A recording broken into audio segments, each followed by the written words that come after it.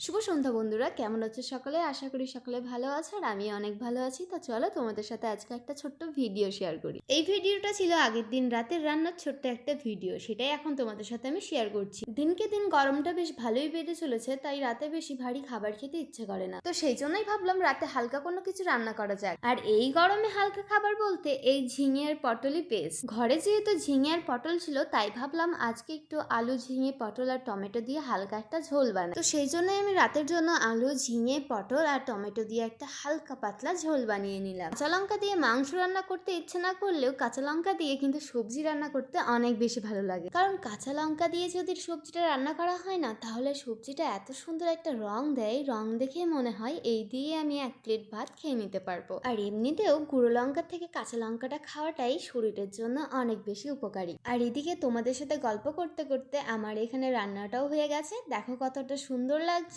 শুধু সবজি হলেও শেষে আমার মনে হচ্ছিল যদি একটু মাছ থাকতো তাহলে আজকের খাবারটা আরো জমে যেত, তাই না? তো আজকের এই ভিডিওটা আমি এখানেই শেষ করছি। দেখা হচ্ছে অন্য কোনো ভিডিওতে। ততক্ষণের জন্য সবাই ভালো থাকবে। Bye bye.